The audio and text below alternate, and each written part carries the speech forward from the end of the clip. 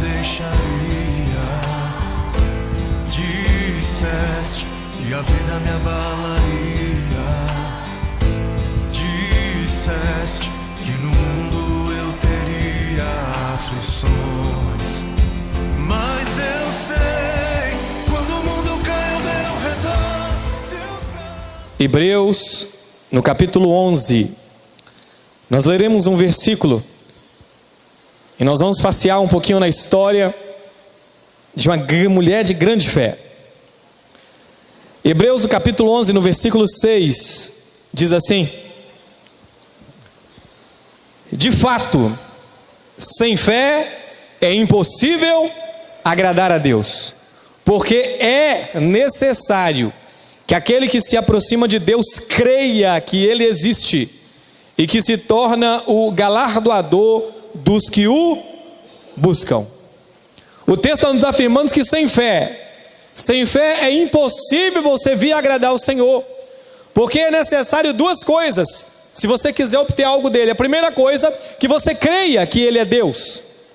A crença no que Ele é Deus é que Ele detém todo o poder, que Ele pode operar qualquer coisa, Ele pode fazer qualquer coisa. E a segunda coisa que você tem que entender é que quando você o busca, Ele vai recompensar essa busca. Amém? Então o que é fé? É a firme certeza de fatos que você não vê. Você não vê, mas você tem certeza. E aqui quando fala que sem fé é impossível agradar a Deus, porque é necessário que você creia que Ele existe e que Ele recompensa aqueles que o buscam. Glória a Deus. Amados, vamos voltar um pouco na história. Vamos voltar quase 2000 anos atrás. Há quase 2000 anos atrás, na região da Síria, assim como o sonho de toda mulher um dia sonha em constituir uma família. Nessa família ela sonha em se casar, em ser feliz no casamento. E assim como toda mulher que se casa, ela planeja ter filhos. E com essa mulher síria não foi diferente, ela sonhava com isso. E ela casou. Aquilo que todo mundo espera, né? Imagina só a festa, o que aconteceu ali foi algo maravilhoso. E ela feliz com o casamento. Pouco tempo depois, mais uma felicidade na sua vida. Ela se viu grávida. E dessa gravidez nasceu uma criança. Nasceu uma menina. A felicidade estava completa. O que os pais mais querem para os filhos? O que você, pai e mãe, e na verdade mãe que está aqui, o que você mais deseja para os seus filhos? Você quer que eles sejam tristes? Que eles sejam infelizes? Que eles se dê mal na vida? Pelo contrário, você quer o melhor para os seus filhos, você sonha com isso. Quando nasce um filho homem, você já começa a planejar que ele vai ser uma pessoa bem sucedida. Vamos colocar no contexto de hoje. Você começa a imaginar que vai ser um doutor, ele vai ser um médico, vai ser um advogado, vai ser um dentista, vai ser um juiz, vai ser um promotor, vai ser, eu não sei, vai ser alguém na vida, vai ser um profeta, vai ser um pastor, vai ser um missionário. Você começa a sonhar com coisas da vida dessa criança. Se é menina, já começa a imaginar o casamento. Na verdade, antes do casamento, já começa a imaginar a festa de 15 anos. Já começa a planejar a festa de 15 anos. Como é que vai ser a festa? Como é que vai estar? A roupa que vai fazer. E aí depois vem o casamento. Então essa mãe, a mulher que casou, constituiu família e agora se torna mãe. Ela tem uma filha e ela começa a sonhar. Assim como toda mãe sonha coisas boas para os seus filhos. Imaginam, desejam e lutam para que os seus filhos tenham coisas boas. Essa mãe começou a sonhar e a planejar. Mas assim como acontece, queridos, com muitas famílias, essa família foi acometida de um grande infortúnio, de uma grande tribulação, de um grande problema. A filha deles foi acometida de uma enfermidade. E aquela mãe, assim como acontece com qualquer mãe hoje, quando o filho acomete com uma enfermidade, vai procurar um médico para conseguir uma solução. E ela foi atrás dos médicos na sua cidade. Eles foram lá e olharam e falaram assim: olha, dê esse remédio. E deram remédio para ela. Volta depois, você me fala se surtiu efeito, mas não surtiu. Passou-se dias, olha, o Deus está dando remédio, mas não está resolvendo o caso. E alguém falou: os médicos dessa cidade aqui não prestam, é melhor você procurar um especialista mais longe. E vai atrás de um especialista mais longe. E chegou naquele especialista, foi até a casa dela. Médico naquela época atendia em casa. E ao chegar na casa, viu a situação, falou assim: olha, tem esse remédio aqui, esse aqui vai funcionar. E lá vai tomar o remédio. Você tem que tomar alguns dias para você ver se vai surtir efeito. E depois de dias, efeito nenhum, a criança continuava do mesmo problema. Aí alguém naquele momento falou assim: olha, os médicos aqui não estão dando jeito, então nós vamos apelar para os nossos deuses. Vamos apelar para Baal. E ela foi consultar os profetas de Baal. E os profetas de Baal indicaram a ela o tipo de sacrifício que Baal gostava. E os tipos de oferendas e rezas que ela deveria fazer para Baal. E lá vai ela clamar a Baal, lá vai ela se prostrar e adorar Baal e suplicar a Baal para que resolvesse o problema da sua filha. Mas aquele problema não foi resolvido por Baal. Passaram-se ali meses. E Baal não respondeu, Baal não ajudou. E aí alguém falou: olha, mas é porque Baal é homem, Baal não entende das coisas de mulher. Você tem que ir atrás de uma deusa. Então procura uma deusa, vá atrás de Astarote, porque Astarote, a rainha dos céus, ela vai te ouvir. E naquele momento ela vai atrás de Astarote, procura os profetas de Astarote, também conhecida como Aserá. E os profetas de Aserá, ou Astarote, indicam para ela o que ele deveria fazer, o tipo de sacrifício, as oferendas que Aserá iria receber, para que pudesse atender o pedido dela para curar sua filha. E nada, não havia nenhuma resposta. Não havia nenhuma resposta. Queridos, aos pais e mães, mas principalmente mãe que está aqui no nosso meio, quando um filho nosso adoece, você adoece junto. Principalmente mães. Quando o filho está doente, as mães, os pais adoecem junto, mas principalmente a mãe. Nós temos um exemplo aqui na igreja de uma mãe que praticamente está adoecida com seu filho, tem que acompanhar constantemente a ele, lá em São Paulo. Nós encontramos esse tipo de enfermidade, a qual a mãe que se compadece, ela fica ali, junto, do lado. A mãe geralmente adoece junto com os filhos. E você pensa em enfermidade que abateu sobre aquela menina, aquela criança. Os médicos não sabiam o que era, deram remédio, não resolveu. Ela procurou os ídolos daquela época, fez as oferendas que passaram para ela fazer, e não aconteceu, não resolveu nenhum problema. Aquela mulher com isso, ela perdeu a sua vida social. Não podia mais ir em festa. Não podia mais fazer as reuniões com a sua família. Porque a enfermidade daquela filha era algo terrível que ninguém conseguia explicar. Quando a pessoa, querido, está enfermo, e dependendo da gravidade da enfermidade, você tem que ficar ali 24 horas por dia do lado e não pode sair. O caso dessa criança, alguém falou: olha, esse negócio desse menino eu sei o que é. Isso aí é um demônio. Essa criança está com demônio, essa menina está endemoniada. E ela foi procurar alguém para expulsar o demônio e não achou ninguém. Passaram-se ali meses, passaram-se ali mais de um ano. O tempo foi passando. Não havia solução. Aquela mulher já sem esperança, já sem nenhuma expectativa de resolver o seu problema. A sua vida social já tinha ido para o espaço, já tinha acabado. A sua vida sentimental com o seu esposo também já não estava tão boa. Eu creio aqui que os homens talvez não consigam entender isso, mas as mulheres, quando há alguma pessoa enferma na nossa família, você tem que prestar aquela assistência o tempo inteiro. Você não tem disposição, você não tem ânimo para a intimidade. E você tenta imaginar uma criança endemoniada, que esse demônio manifestava a todo instante. E a mãe não podia perder de vista aquela criança. Nós tivemos um caso aqui em Araputanga, os pastores vão se lembrar, eu acredito que a irmã Silvana também deve lembrar. Eu não sei se a irmã Neuza estava nessa época. Uma criança que estava aqui na época, no começo da igreja. A menina, ela comia o próprio braço. Nós fomos lá orar para expulsar o demônio. A menina pegava o braço e mordia, arrancava pedaço. E a mãe não tinha sossego, porque era bobear, a menina estava mordendo o braço. Imagina essa situação de uma mãe que não poderia.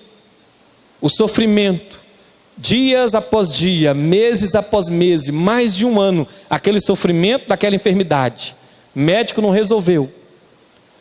o Baal não resolveu, Aserá, o Astarote não resolveu, de maneira que ela se deu por vencida. A vida é assim mesmo. Acontece problema, eu vou continuar, não tem jeito, né? Vamos levar a vida, vamos tentar de alguma maneira levar a vida com esses problemas aí. Tem muita gente que é assim, querido, quando o problema bate na sua família, na sua casa, a pessoa se acostuma com aquele problema, a pessoa se adapta com aquele sofrimento, com aquela luta, porque procurou a solução e não achou. Aquela mulher, ela procurou a solução, mas ela não achou. Depois de meses, ano, quando ela menos espera, chegou alguém correndo na casa dela e falou: olha, você ficou sabendo quem está aqui na cidade? E ela: não, quem está aqui na cidade? Um galileu, ele é um judeu. Mas o que tem de especial esse homem? Esse galileu, esse judeu, eu fiquei sabendo que lá em Israel, ele é um grande profeta. Eles chamam ele de filho de Davi. E dizem que as pessoas que estão enfermas, ele cura tudo. Cura cego, ele cura surdo, ele cura mudo, paralítico e expulsa até demônio. Naquele momento o coração daquela mulher acendeu a esperança de novo, querido. Acendeu a esperança porque agora pode ter encontrado alguém que vai resolver o problema. Alguém que pode trazer finalmente um alívio à luta e o sofrimento de tanto tempo que ela estava tendo na casa dela. E naquele momento ela pergunta: onde é que ele está? Eu fiquei sabendo que ele estava entrando na cidade. E naquele momento que ela ficou sabendo que estava entrando na cidade, ela procura alguém: olha, cuida aqui da minha filha, não deixa ela sozinha, que eu vou atrás desse homem, quem sabe ele pode me ajudar. E ela sai atrás dele. E quando ela chega lá na rua da cidade, ela pergunta: olha, eu estou procurando um judeu, dizem que tem um homem judeu aqui, chama ele lá no país dele, de filho de Davi. Vocês viram ele passar por aqui? E alguém falou: olha, nós vimos os judeus passando por aqui, seguiram aqui por essa direção. E ela saiu correndo atrás e saiu. E ela chegava em cada lugar e perguntava: gente, vocês viram um judeu? Vocês viram aqui um homem lá de Israel, que chamam ele de filho de Davi? E alguém falou: olha, acabou de virar a esquina ali. E ela foi correndo, e quando ela olhou, ela viu os homens com as vestes diferentes. Ela falou: aqueles são os judeus. E naquele momento ela começou a clamar: Senhor, filho de Davi, tem misericórdia de mim, a minha filha está terrivelmente endemoniada. E ela clamou de novo: Senhor, filho de Davi, tem misericórdia de mim, a minha filha está terrivelmente endemoniada. Mas não houve nenhuma voz, ninguém parou. E ela continuou vindo atrás e clamando: Senhor, filho de Davi, tem misericórdia de mim, a minha filha está terrivelmente endemoniada. Mas Jesus não parava. E ela continuava vindo atrás, clamando, gritando, suplicando, pedindo ajuda, mas Jesus não parava. De maneira que os discípulos começaram a ficar incomodados. E eles perguntaram: mestre, por que o Senhor não despede logo essa mulher, manda ela embora? Aí Jesus fala assim: olha, eu não fui mandado senão as ovelhas perdidas da casa de Israel. Eu fui mandado somente para as ovelhas perdidas da casa de Israel. Jesus está dizendo: o meu pai me mandou para Israel, para ir lá, para as ovelhas perdidas, para resgatar eles. Irmão, eu não sei se você vai entender a questão, mas é que naquela época, quem era Israel? Israel era o povo de Deus. Israel era escolhido de Deus, eleito de Deus. Todos os povos, todas as nações eram consideradas gentios, pessoas sem Deus, vidas sem Deus, que não conheciam a Deus, mas Israel conhecia. E Jesus está dizendo: eu só fui enviado para as ovelhas perdidas da casa de Israel. E naquele momento que ele disse isso, os discípulos ficaram quietos. Ele é o Senhor, ele sabe, então vamos continuar. E a mulher continuava vindo atrás e clamando: Senhor, filho de Davi. Ela não sabia nem o nome dele. Ela conheceu porque alguém falou: dizem que ele é o filho de Davi. E ela veio gritando, até que de repente eles pararam perto de uma casa, e Jesus entrou nessa casa, e alguns discípulos entraram, mas já acompanhava Jesus. Não era só 12 irmãos. A Bíblia diz que quando Jesus subiu aos céus havia 500 irmãos. E Jesus, lá em Lucas, no capítulo 10, ele mandou 70 discípulos, e de 2 em 2. Mas você tinha uns 12 que era mais chegado. Os 12 estavam mais perto, aquele que comissionou. Então havia vários discípulos. E naquele momento que Jesus entrou numa casa, e que ele entrou lá dentro, deve ter sentado numa cadeira, aquela mulher chegou até eles. E quando ela chegou até eles, eu quero que você tente imaginar na sua cabeça, os judeus, os homens puros, que não podem se contaminar com o povo de outra nação, vão abrindo espaço para aquela mulher passar no meio deles. E aquela mulher vai atravessando, vai atravessando, vai atravessando. Quando ela chega diante do Senhor, ela faz algo. Ela se prostra.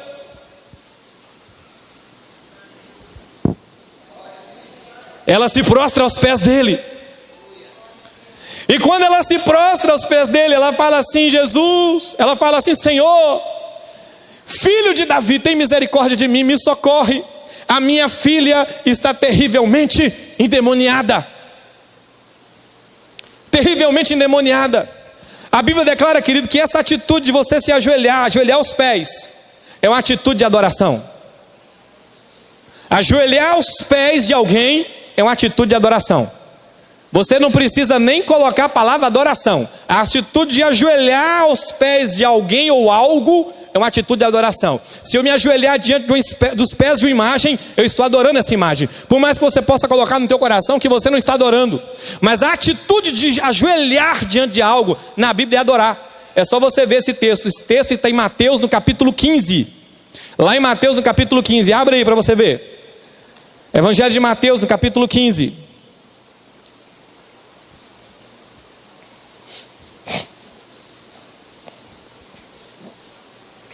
Evangelho de Mateus, no capítulo 15.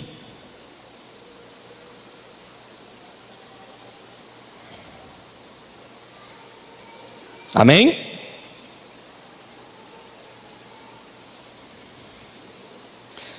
Capítulo 15, versículo 25. Eu quero ler só esse pedaço aqui do texto da história dessa mulher. Vai dizer assim: ela, porém, veio e o dizendo: Senhor, socorre-me. Agora dá um pulo lá em Marcos, no capítulo 7. Nós vamos ver a mesma história. Marcos, no capítulo 7. Lembrando que Mateus escreveu para os judeus. E por Mateus escrever para os judeus, ele sabia que a atitude de ajoelhar para o judeu é adorar. Marcos escreveu para os gregos. E aí ele explicou o que Jesus fez. Marcos, no capítulo 7, versículo 25. Marcos, capítulo 7, a mesma história, contada por Mateus e agora por Marcos. Porque uma mulher, cuja filhinha estava possessa de espírito imundo, tendo ouvido a respeito dele, veio e prostrou-se aos seus pés. Você vai agora lá em Apocalipse, o último livro da Bíblia. Apocalipse, no capítulo 22.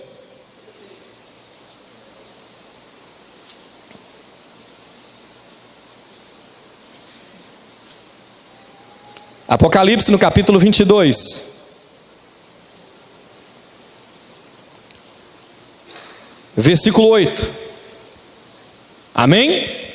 Apocalipse 22, versículo 8, diz assim: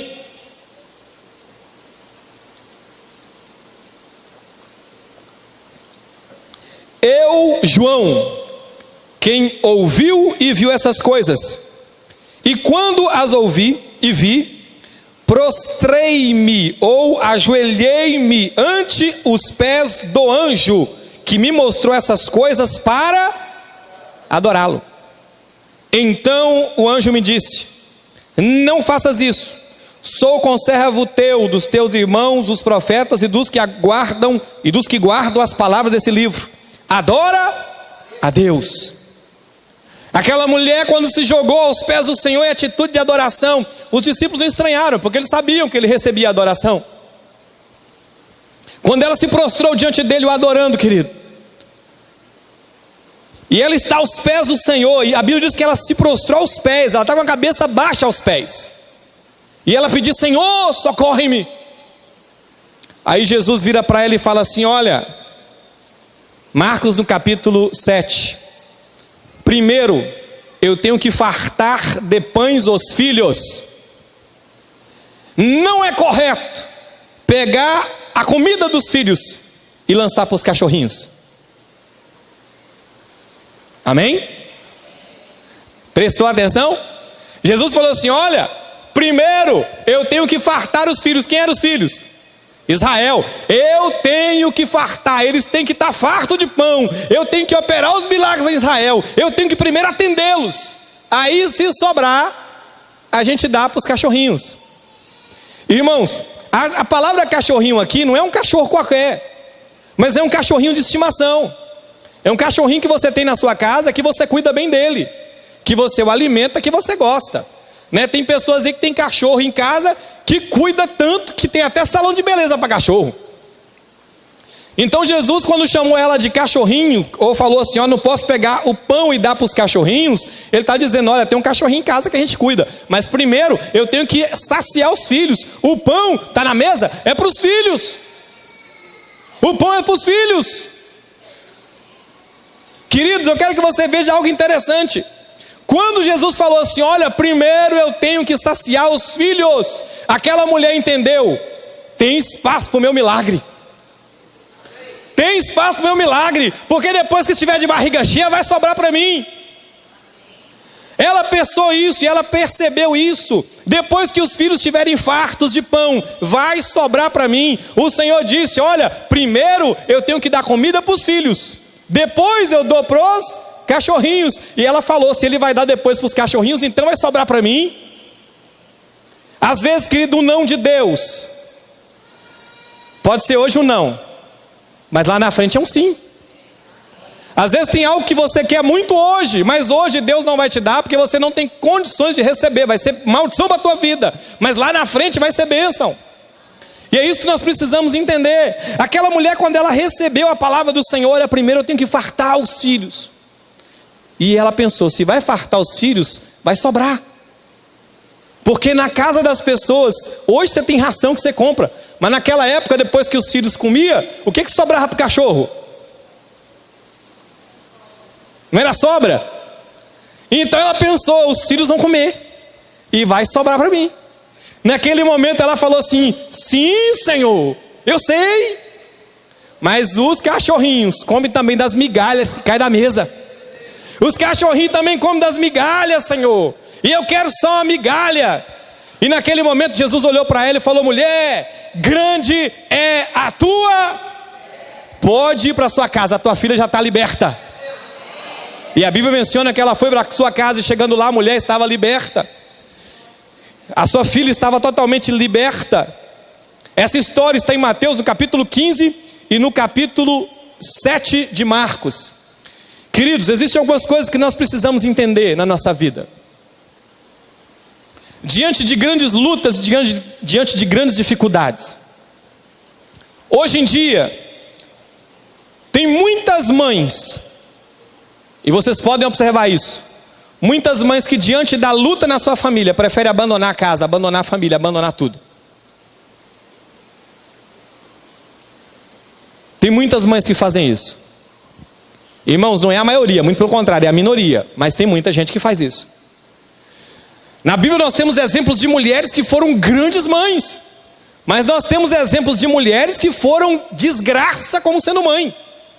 Nós temos casos na Bíblia de duas mães na época da fome que resolveram fazer um pacto. Numa semana eles matavam o filho de um e comia, na outra semana matavam o filho da outra e comia, para não morrer de fome. Nós temos os casos de mães que apresentavam os seus filhos e jogavam Moloque, jogavam no fogo para queimar e adoração a Moloque. Então você vai ter casos de mães ruins, mas vai ter casos de mães excelentes. E essa mulher é uma excelente mãe. A preocupação dela era a sua casa, era o bem-estar da sua filha, da sua família. E ela, irmão, correu para todo lado até conseguir resolver os problemas que ela tinha.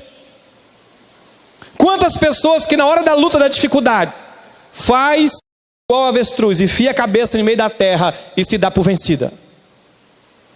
Aquela mulher não desistiu.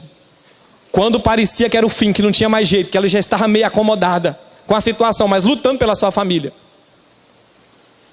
ela ouviu um pingo de esperança. Tem alguém que pode solucionar o teu problema. Amém? Você vai virar para o irmão que está do seu lado. A irmã vai falar assim: o Senhor tem pão para você. Amém? Ele tem pão e não migalha para você essa noite. Amém? Aí eu quero fazer uma pergunta para você, mulher que está aqui, né? O homem também pode receber essa palavra. Você tem lutado pela sua família? O primeiro tesouro que o Senhor nos dá é a nossa família.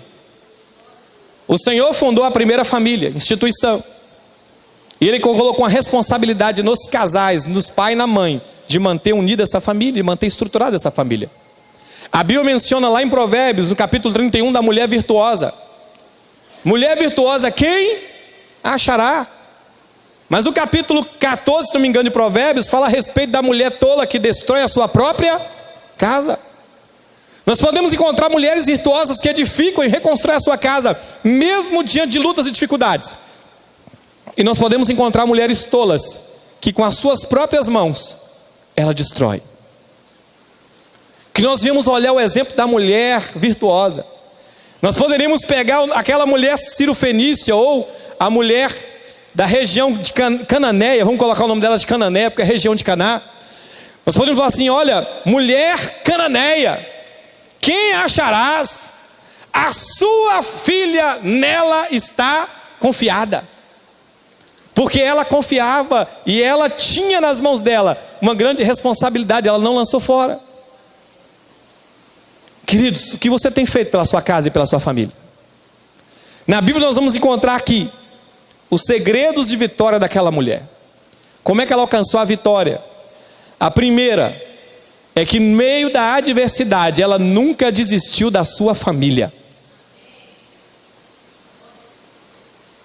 Poderia estar tudo de cabeça para baixo, ela não desistiu da sua família. Não desistiu.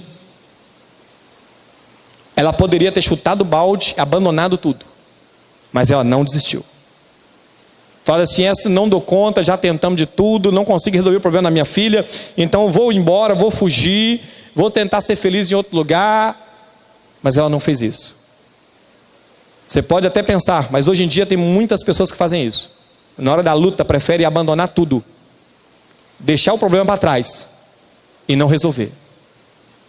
O problema é que você vai, o problema não vai ficar, vai com você junto, porque não vai sair da tua cabeça. A segunda coisa que nós vemos naquela mulher, que ao ouvir que havia alguém que expulsava demônio, que curava, que operava milagres, que era Jesus, ela foi atrás dele. E mesmo parecendo que ele estava dizendo não, e ele disse não um monte de vezes, só ele não responder. Irmão, tenta imaginar a mulher chegando aqui. Jesus chegou na cidade, tamanho de Araputanga, e a mulher ficou sabendo, ele acabou de chegar na cidade e entrar na cidade. Ela estava não dentro da cidade, ela estava fora, de repente um sítio fora da cidade. E ela foi correndo, quando chegou na entrada da cidade, perguntou: olha, vem cá, passou uns judeus por aqui, um homem que se chama de filho de Davi. E alguém falou assim: ela passou assim, eles entraram dentro da cidade. E ela saiu pelas ruas da cidade gritando, procurando, perguntando onde é que ele está. Vocês viram ele? Vocês viram ele? Quando finalmente consegue encontrar e ela começa a pedir ajuda, não ouve nada. Você reparou que às vezes você está orando para o Senhor e o Senhor não responde nada? Quantas vezes você tem orado, você tem clamado, você tem chorado diante do Senhor e Ele não tem respondido nada? Irmãos, por duas coisas. Primeiro, porque Ele quer provar a minha e a sua fé. Ele quer saber até onde é que você vai, servindo a Ele, mesmo Ele não te respondendo. Segunda coisa, por que Ele não responde todas as nossas orações? Porque se Ele passar a responder todas as nossas orações, nós que nos tornamos Deus. Porque Ele faz tudo que a gente manda. Terceira coisa, tem coisas para a nossa vida que não vai ser bênção naquele momento. Existem situações que a gente tem que passar. Não tem como fugir. O Senhor escreveu a nossa história, e em alguns momentos da nossa história vai coincidir com o livro dele. Tem coisa que Ele escreveu, vai ter que acontecer. E lutas e dificuldades que a gente vai ter que passar. E o que eu tenho que fazer na hora da luta? Levantar minha cabeça para o céu e declarar: o Senhor deu, o Senhor tomou. Bendito seja o nome do Senhor. Bendito seja o nome dele. Naquele momento aquela mulher procurou, mesmo diante das negativas dele, ela não desistiu, ela insistiu e foi até estar na presença dele, até que ela pudesse receber dele uma resposta de sim ou de não. Outra coisa ali que mostra, querido, é a adoração e quebrantamento. A adoração de você se prostrar diante do Senhor, adorando, reconhecendo a Ele. E o quebrantamento, a palavra nos diz lá no Salmo 34, versículo 18, que o Senhor está daquele que tem um coração quebrantado. Aquele que tem um coração quebrantado, Deus se coloca do lado dele. Deus se coloca do lado daquele que tem um coração quebrantado. Aquela mulher chegou diante do Senhor e se quebrantou diante dele. Senhor, tem misericórdia. Senhor, ajuda. Lá no Salmo 51, 17, diz que o Senhor não despreza um coração contrito. Deus não despreza aquele que se aproxima dele, que se quebranta, que se humilha diante dele. Irmão, todas as vezes que eu recebi a resposta de Deus, foi um momento que não havia nenhuma solução humana para o problema. Não havia nenhuma solução, eram coisas impossíveis para mim, que eu não tinha como resolver. E eu coloquei diante do Senhor, falou: Senhor, não tenho condições. Me humilhei. Falei: Senhor, se o Senhor não ajudar, não tem jeito. Se o Senhor não operar um milagre, não tem jeito. É só o Senhor para fazer na minha vida.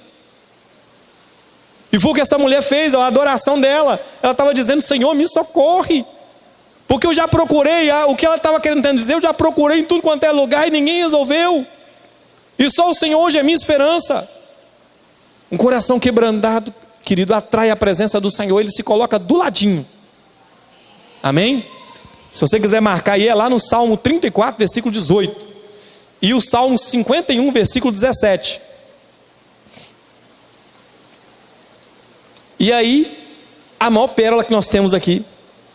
Ela entendeu que o Senhor podia ajudar e que o Senhor iria ajudar. Amém? Como é que ela entendeu? Foi quando Jesus falou: primeiro eu tenho que fartar os filhos. Depois que você farta os filhos, a sobra vai para os cachorrinhos. Ela falou: ele vai fartar os filhos e vai ter sobra para mim. Irmão, você tem que crer, e as mães que estão aqui, você tem que entender uma coisa maravilhosa. Jesus te ama. Você crê nisso? Tem certeza? Me prova. Me prova que Ele te ama.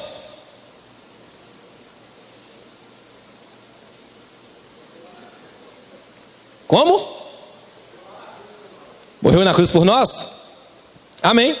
A palavra do Senhor nos diz em Romanos, Paulo declara: Deus prova o seu grande amor para conosco, em que Cristo morreu por nós, sendo nós ainda pecadores. João 3,16, Deus amou o mundo de tal maneira que deu seu Filho unigênito, para que todo aquele que nele crê não pereça, mas tenha vida. Deus enviou o Filho ao mundo não para condenar, mas para que o mundo fosse salvo por Ele. Queridos, a prova do amor dele, ele veio a esse mundo, se humilhou, passou nessa terra, passou sede, passou fome, foi cuspido, foi traído, foi espancado, foi crucificado, morreu, para que nós pudéssemos não apenas ter vida, mas para que nós pudéssemos experimentar da graça e da bondade dele. É por isso que o apóstolo Paulo em Romanos, no capítulo 8, vai declarar assim: se Deus o entregou por nós, se Deus entregou o Filho dele por nós, como não nos vai dar com Ele todas as outras coisas? Se Deus entregou o Filho dele para morrer por mim na cruz, o que é uma cura para Ele? O que é uma porta de emprego para Ele? O que é uma provisão para Ele? O que é a restauração da minha casa para Ele? Irmão, não é nada. Eu tenho que crer nisso, crer no amor de Deus, crer no amor que Deus tem por mim. Ele te ama muito. Ele te ama. E eu vou te falar que Ele te ama tanto, que às vezes você vai falar assim: ah, mas é porque eu estou na igreja. Não, os perdidos lá de fora Ele ama do mesmo jeito. Já reparou que geralmente aparenta que os pais amam os filhos mais rebeldes? Não aparenta isso? Os filhos que mais dão dor de cabeça parece que é o que os pais mais amam. Não, mas é porque exatamente está dando trabalho, que ele está tentando colocar no caminho certo. O Senhor ama a todos, aqueles que estão lá fora, os que estão perdidos.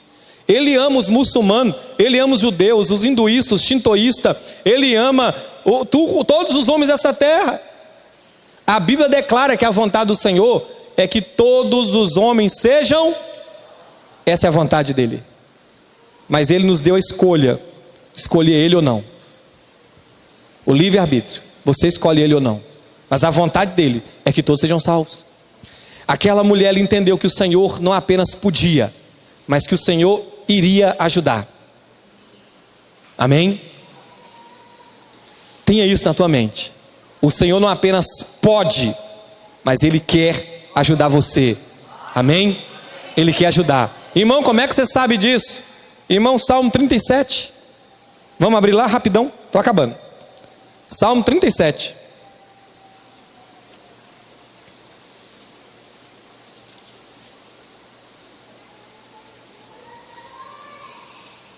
Salmo 37, versículo 3. Glória a Deus. Diz assim: confia no Senhor e faça o bem, habita na terra e alimenta-te da verdade. Agrada-te do Senhor e Ele satisfará os desejos do teu. Ou seja, seja grato pelo Senhor, seja agradecido por aquilo que Ele tem feito na tua vida, e Ele vai conceder os desejos do teu. O texto não está dizendo que desejo é esse, está dizendo aquilo que teu coração desejar, Deus vai te dar. Simplesmente se agrade dEle. Se agrade dEle. Irmão, por quê? Muitas vezes na hora da dificuldade a gente só reclama, só murmura. Nós preferimos olhar para aquilo que nós perdemos e não focamos naquilo que nós já recebemos dEle. A gente prefere olhar para aquilo que nós não temos. Senhor, igual eu falei esses dias atrás, eu não tenho um iPad, eu queria um iPad. E o carro, e a casa, e o emprego, e a saúde, e a família. A gente não olha para essas coisas. É uma coisa tão pequena que está faltando. E a gente só fica com o olho naquilo que é pequeno. Vamos ser gratos. O texto está dizendo: agrada-te do Senhor, seja grato pelo Senhor, por aquilo que Ele tem feito na tua vida, e Ele vai satisfazer o desejo do seu coração. Amém? Então você vai ser boca profética de Deus na vida do irmão do seu lado. Vai falar para ele assim: meu irmão ou minha irmã, o Senhor quer realizar o desejo do seu coração. Você quer? Então agrada-te dele. Aleluia, agrada-te do Senhor e Ele satisfará o desejo do teu coração. E queridos, e para encerrar, como é que aquela mulher alcançou a sua vitória? Ela não esmoreceu. Ela não esmoreceu. O tempo que ela veio clamando atrás do Senhor, até chegar na presença dEle, e não havia nenhuma resposta, ela não desistiu. Tem pessoas que oram ao Senhor uma vez e desistem. Tem pessoas que vêm fazer uma campanha de sete quinta-feira, aí daqui a pouco desiste. Queridos, a Bíblia menciona a necessidade que nós temos. Na verdade não é uma necessidade, é um dever. Nós temos um dever de orar sempre. Esse texto vai estar lá em Lucas. Lá em Lucas no capítulo 18, você abra na sua casa e leia. Lá em Lucas no capítulo 18, versículo 1, vai estar escrito assim na sua Bíblia: Jesus ensinou uma parábola a respeito do dever de orar sempre e nunca esmorecer. Amém? Você pode conferir depois. Jesus contou uma parábola a respeito do dever de orar sempre e nunca esmorecer. Nunca esmorecer. Aquela mulher não desanimou. Ela não esmoreceu. Mesmo diante do ensurdecimento aparente do Senhor, que não ouvia, que nem prestava atenção nela, ignorava totalmente. Até no momento que o Senhor falou assim: ó, não, eu não posso pegar, não é correto pegar o pão dos filhos e dar para os cachorrinhos. Ela não desistiu. Ela continuou ali na brecha. E eu quero perguntar: você tem estado na brecha pela tua família?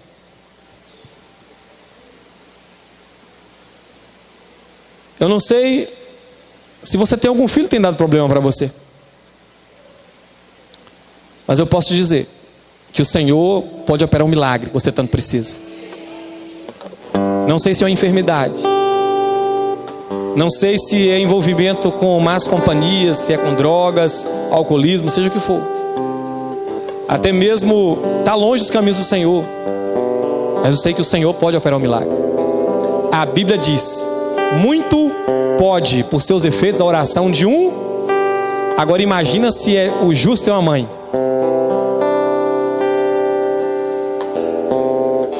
Se o justo é uma mãe, querido. Eu quero que você entenda. Jesus, ele foi...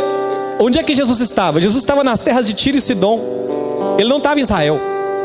Você vai ver em Marcos no capítulo 14, lá em Marcos no capítulo 7, que vai contar a história dessa mulher. O texto começa dizendo que Jesus foi para os territórios de Tiro e Sidom porque ele queria ficar sozinho. Jesus não queria ser perturbado, ele queria ficar isolado, ele queria ficar sozinho com seus discípulos. Ele não queria saber fazer nada, ele não queria que ninguém soubesse que ele estava ali. Ele queria se isolar. Eu não vou te explicar por que ele queria isso, que eu já falei às quintas-feiras passadas, não vai dar tempo de falar para você. Mas Jesus queria ficar isolado. Ele não queria atender ninguém. Você entendeu? Jesus não queria atender ninguém. E chega uma mãe chorando, se quebrantando aos pés dele.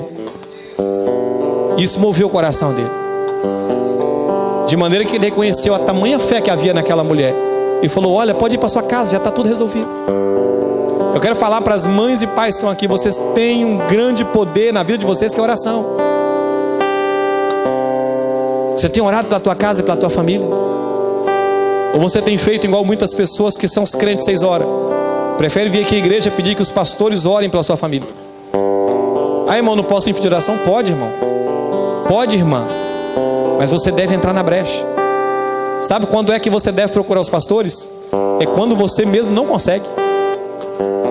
Aí que você já tentou, já orou, já clamou, não resolveu. Pastor, me ajuda a orar aqui que eu não estou conseguindo. Porque a oração tem que começar com você. Tem que começar com você. Eu quero convidar vocês a se colocarem de pé.